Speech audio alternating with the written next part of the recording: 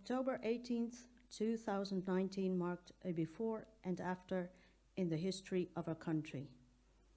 The needs and demands expressed massively, as well as their magnitude and intensity, have no parallel whatsoever with any other moment in the history of Chile.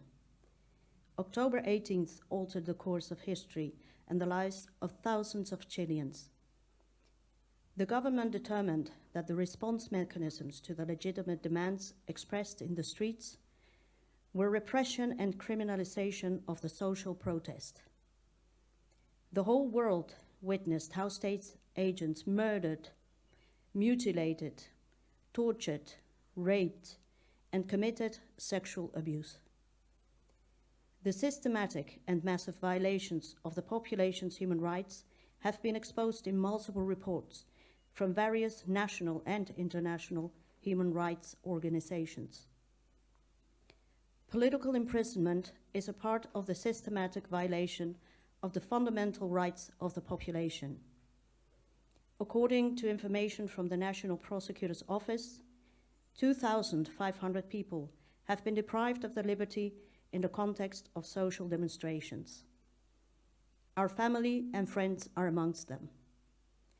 There is no doubt that preventive detention, the most grueling precautionary measure in the national legal system, has been used as a punishment and with a purely political purpose. We denounce that in the formalization hearings, basic criteria were violated by which the court determined preventive detention, such as the strong, reliable, and scientific evidence of their participation in the actions they are charged with. 2,500 people were classified by the courts as a danger to society. 2,500 people, most of whom are students and workers. The OFAP, the Organization of Family and Friends of Political Prisoners, is one of the many groups formed around the political imprisonment throughout the country.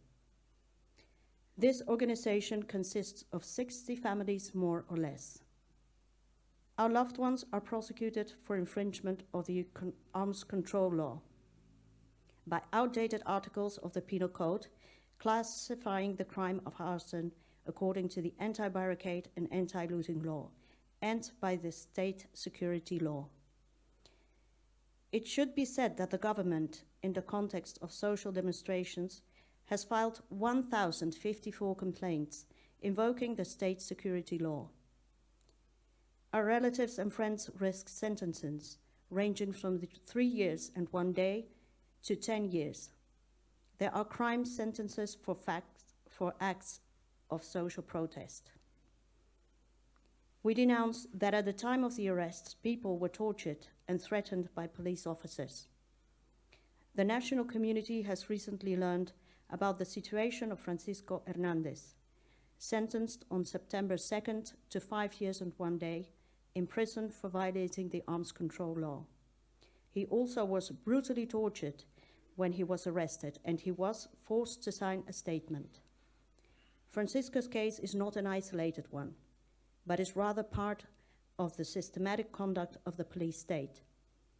Throughout the country, there are complaints of this type, revealing the fact that the judicial trials against the political prisoners of the revolt were flawed from the beginning.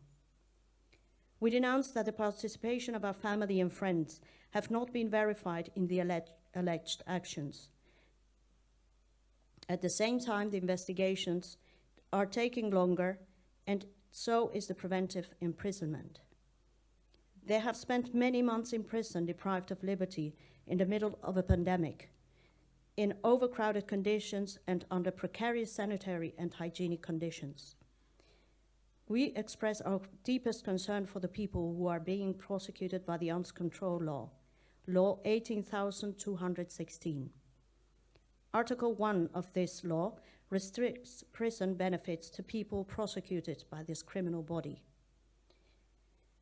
The Constitutional Court plays a key role in this regard, since it has the power to decide if said article is applicable or not. We urge the Constitutional Court to prioritize the principles of equality and the right to freedom according to the law, as well as the ethical principles and respect for human rights in the rulings of the judicial proceedings of the political prisoners of the revolt. In Chile, there are two phases of justice, where a political bias clearly operates. We have to denounce the unequal treatment by the law. An example of that is the political and justice system behavior towards the businessmen behind the trucker strike, creating shortages of food in various cities and causing a sluggish displacement of ambulances and medical supplies in the midst of a pandemic. All this without any consequences.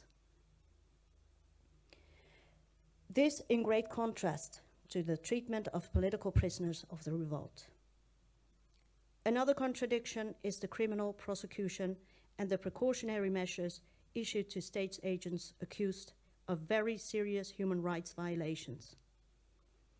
Another example is the ruling of the Court's Appeals of San Miguel, sentencing the police officer who mutilated Fabiola Campilla's eyes to a mere house arrest. Also a point of concern is the outrageous interference by the government in the affairs of the judiciary, putting pressure on judges and prosecutors through complaints, meetings, public pronouncements, telephone calls, etc., in order to use the law as a tool to criminalize social movements. Mass trials are taking place. Some have already been carried out, and the first sentence to effective imprisonment are a fact. The prosecutor's office proceeds by standards that do not conform with the alleged acts, and the requested penalties are totally disproportionate. We call on national and international human rights organizations to attend these hearings, to witness the aberrations in the trials against the political prisoners of the revolt.